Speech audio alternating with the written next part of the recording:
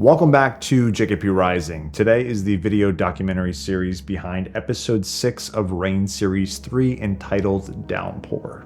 This episode, in my opinion, is the most important episode of the show, or at least the most pivotal episode of the show. It's called Downpour because so much happens in episode 6 that it's literally a downpour of revelations. The first scene is where Ted loses his virginity to Ava. This scene is pivotal for Ted's character because throughout series 2, Ted has been trying to get laid and he never was able to. I tried so many times to get this. Get what? A girl to notice me. And often what I find in my own life experiences is that when you try to get something really hard, to a certain degree, it's unachievable. And most often you fail. I wrote series 2 when I was still a virgin and very obsessive, looking for this like holy grail of losing your virginity. As we saw in series 2, Ted failed miserably again and again and again. And often when you're looking for something, if you decide not to look for it, you actually end up finding it, which is not a answer you want to hear. At first, it was always about losing my virginity.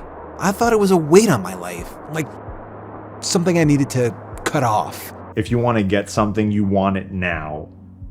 But the best way to get it is to not necessarily look for it. I guess it's just funny that I never thought something like this would come when I wasn't looking for it. And in series 3, Ted isn't looking for it. He's being himself. He's focusing on himself. And lo and behold, he is able to achieve what he's been trying to achieve for so long. If you want it, I'll be in the back.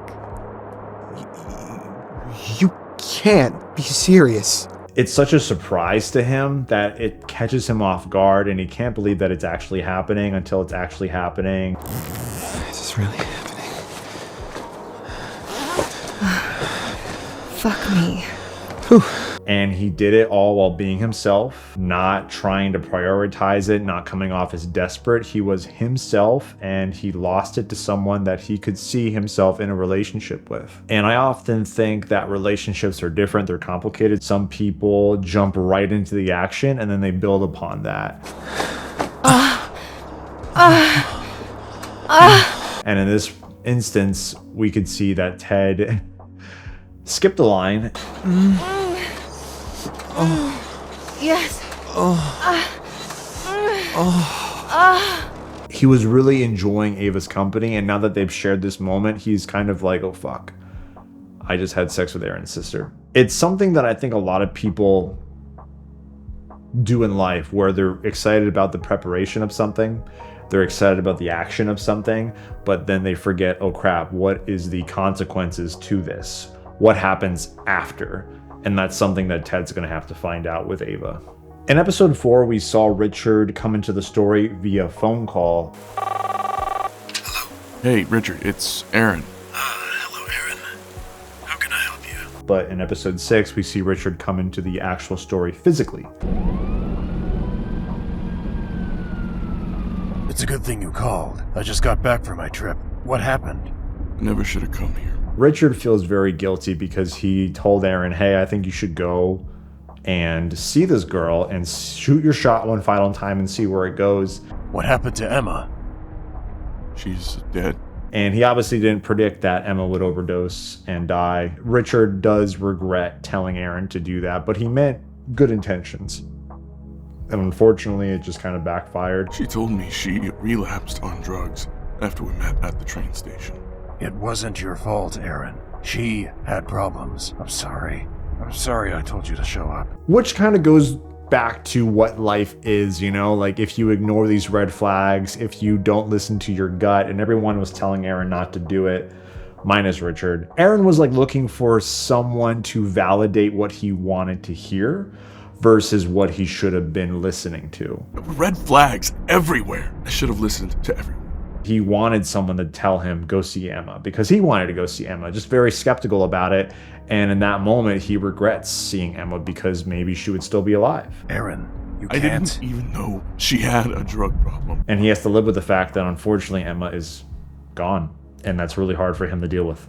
Because Emma was someone that he was going to marry, someone that he was going to spend the rest of his life with. So to have that taken away again, but in a more horrific way, that's just something that he's really struggling with right now.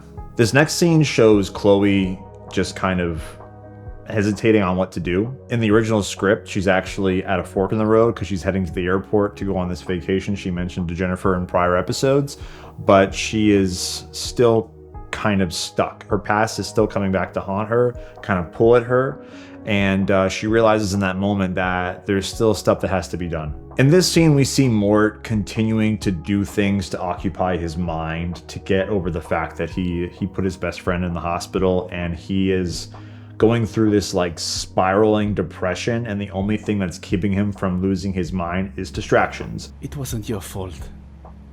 I won't fuck up again. He's also trying to show Leal like, hey, I'm still in this. You can trust me. You can rely on me. And Leal sees that Mort is clearly struggling with immense guilt, and he keeps trying to reassure Mort like, hey, it's okay. But I know I fucked up.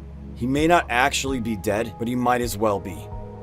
I put him in a coma, and I'll do whatever I need to avenge him. Mort is in such a delicate state that he can't, like, he doesn't even want to hear anything regarding what he did. He just wants to think about, what can I do now to make up for this? And his mission at the moment is to help Leal track down these people that are tracking them, give him information about Frank, about the professor. Is there anything I should know about Frank before we go down? He can shoot fire. Fire? He has an ability or something. I would just keep your distance. Give Leal as much leverage as possible going into this confrontation. I was told that you were accompanied by someone else when you almost took him out. Who was he? We called him the Professor. Whatever happened to him? He just disappeared. Almost took Frank out. That's all that Mort's focused on, and hopefully he can achieve something positive, because right now he's really struggling. I just wanted to say thank you for everything you've done for me. No one else has ever devoted this much time for me, and I just wanted to personally thank you once again. Pleasure's all mine, Chloe. You're a perfect example of someone who can overcome their odds and move on to better things. I never stop believing in you. In this scene, we finally see Jver get her psychologist degree so she can show her clients, hey, I'm like official. But this scene really shows the revelation that we find out that Chloe's name is actually not Chloe, it's her nickname. Her real name is Claudia. Just so everything is processed properly, is it okay if I could use your legal first name? Sure, it's Claudia. And we get that revelation that, wow, Chloe/Claudia, her ex, her fiance that passed away, is Ace, who is Tom's partner from the UNSC. And then it all kind of connects. His name was Ace. Rest in peace. And obviously, as the final scene plays out, we kind of see how that all kind of threads together. But finding out that Ace was Chloe's ex-fiance that passed away, it's shattering. Jver doesn't know what's coming. Chloe doesn't know what's coming. Again, this is just foreshadow to massive ramifications that are coming, and there's nothing that really anyone can do to stop it. Frank and Daryl are training, and Frank is pushing Daryl to his limits. And in this instant, we see Frank kind of forget that he's with Daryl and not a weaker version of the professor, because he's still bitter, he's still jealous. Even though he does trust Daryl, he's still subconsciously annoyed. Unfortunately, Daryl's the punching bag. But then Lobster comes in. Can you open up this door? Because the professor was smart and he obviously had secrets, and maybe we can use this to our advantage. And that just gives Daryl more of a goal to get better. But right now, his only identity is controlling his abilities, because he hopes that that can redeem himself in the eyes of many. He does get lost in that, because he does lose a sense of who he really is. In the third to last scene of this episode, we see Mort visit Jver once again. Jver really is just Mort's entire life right now. You know, Mort went from ignoring Jver to not caring about him to only caring about getting high, getting laid, and now he's completely focused on, I need to be better. I need to be the best version of myself, not only for Leal and my friends, but also for Jver. Mort's anticipating that Jver's gonna wake up, at some point. He needs to be in his best to face Jver head on. I will do better. I will avenge you. I will become better because of you. Again, this is Mort's entire mission. If it wasn't for what's happening right now in the story, I don't think Mort would be alive. I think the guilt would be too much and he'd probably kill himself. Mort, Yeah, it's time. I know. Leal knows to an extent that Mort is like really kind of low-key screwed. He's trying his best to hold the team together because it's on the verge of collapsing. Even though Mort is trying to be this headstrong guy, he is so vulnerable. Ready? Yeah.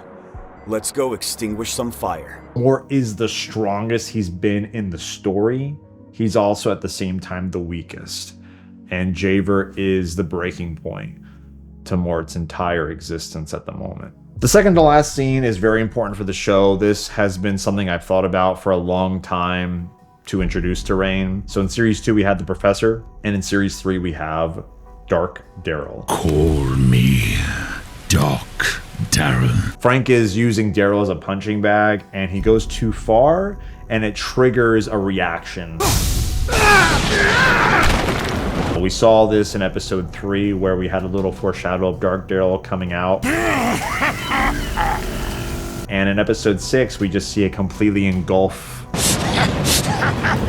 He transforms into Dark Daryl, a much more sadistic, angry version of the Professor. We've seen little bits and pieces throughout Series 3 where Daryl expressed, I've been angry, I'm upset, I'm sad, I'm pissed off. I'm just so fucking angry. That people keep judging me as this monster, even though I did nothing wrong, because he doesn't remember anything, because he was being possessed by another entity. Control your fucking lightning. Why? You so scared that I might turn again and kick your ass? What? Throughout all that anger and frustration, it transformed into another entity that we see as Dark Daryl. And now with him emerged, everything that Frank was unloading onto Daryl has come back to bite him in the ass. I am something much darker and more powerful. And Dark Daryl wants revenge, he wants blood, and he goes after Frank because Frank is definitely the #1 source for Dark Daryl's anger. You have caused me a great deal of suffering, and I've been paying attention for quite a long time. Frank soon realizes, oh my god, what have I done? This guy is insane. I will get my revenge! And it just goes to show how powerful these powers are. Frank really realizes very soon, this is bad. This is actually worse than the Professor. Holy shit! How is this suddenly more powerful? Dark Daryl is definitely a character I've been looking forward to introducing into the show for a long time, and I'm so happy he's finally here to wreak havoc upon the characters. This last scene in Reign Series 3, Episode 6, Downpour, is a scene I've been wanting to do for a long time. Chloe's death. Chloe, what are you doing here? I just wanted to stop by and say goodbye one last time. When I casted Marie Claire Wood as Chloe, she did such a phenomenal job that even though I knew what was coming, it actually made it so much harder for me to actually commit to that because she did such an amazing job in every scene that she was in. And when Chloe's death finally hits, it's so devastating. In the last episode and even in this episode, we see Chloe like happy and fulfilled and like thanking Jver for everything she's done. And in that moment, she's moved on, she's recovered, she's been healed. And that's the moment when Chloe's character arc ends. Even if it's only for a moment in time, a period in time, a short period of time, in that moment, her arc has concluded. She has recovered. I don't kill characters off in my show until their arc is complete. Now, she does go back to Tom in the end, but that starts a brand new plot line, and her death starts a brand new arc for Tom's character. Why'd you bring a gun? I don't want any trouble, okay? Please just fucking leave me alone. Chloe goes into this interaction expecting herself to move on. Oh, no. Oh, no, that's not it at all. She wants to give Tom Ace's gun, but she quickly finds herself getting dragged back into this. I don't know what kind of mental gymnastics you had to do in order to justify coming here, but you haven't fucking changed. Get out! Changed? What do you know about me and my fucking change? You have no idea what I've had to live and deal with. Despite all this therapy and healing, it takes a long time for you to build yourself up, but it's so easy to just destroy all of it within a second. And that's what happens with Chloe. She is caught back in this web of confusion, sadness, and pain. My boyfriend, his name was Ace. I was his girlfriend. Wait, what? You knew Ace? No, his fiance's name was Claudia. Claudia is my real name. Chloe is just my nickname. What? Finding out that Tom was Ace's partner, that's a shocking revelation to Chloe, but it's also a shocking revelation to Tom when he finds out that Ace's girlfriend Claudia is actually Chloe. You were the nomad. To finally understand who he was always referring to, it's quite the revelation. The reason why she was obsessed with Tom was because Tom reminded her of her ex Ace, since they were interchangeable and they were partners for a long time. Tom and Chloe get into an argument. What about me? You weren't there with him. You didn't see him fucking die in front of you. You had no idea what I've gone through. Tom obviously knows what happened to Ace, and Chloe's been fed this lie by the UNSC. He didn't die in front of you. Ace died in combat, fighting insurrectionists. He died serving Reach. The UNSC lied to you. He was fucking murdered by his own people. That's why I left. I was serving the enemy. You're lying. I'm not. And it just spirals into this chaotic fight where Chloe almost shoots Tom and kills him. You just want to get back at me. You can't live with the truth.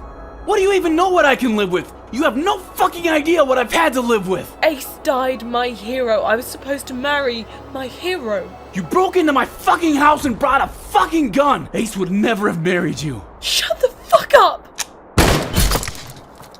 It's very emotional, it's very chaotic, and it ends up with Chloe thinking she's dangerous. Get out! Just leave me and never come back, ever! She cares about Tom, and she's like, I need to not let this happen again. I don't want to cause any more destruction. I can't go through this again. Ever since I saw you, I've been in pain. And for a moment, I thought I could stop it, but then I ran back into you and it all resurfaced. I can't escape this. I know that now. And she's very impulsive in the hopes that, like, I'm doing this for you. I'm sorry for everything I did to you. I hope you can find peace. I hope I can too. I'm protecting you. And she doesn't think about, like, the trauma that this is going to cause Tom. And what are you doing? Tom goes through so much distraught because he's literally watching, like, Ace die again. I'm gonna save myself and you, Tom. I'm saving you from me. This scene in the show has massive ramifications for the series. Her death changes everything. Chloe! No! Chloe is an example of a tragic character. She's an example of someone who doesn't make it. And I think that's very realistic for many people in the world. You want what's best for someone, but sometimes you just can't save people. Thank you so much for watching Reign Series 3 video documentary for episode 6 Downpour, a massive episode in Reign Series 3. Stay tuned for more video documentaries for Reign Series 3 and no more brand new episodes. Let me know your thoughts in the comments below, and I'll see you all in the next video.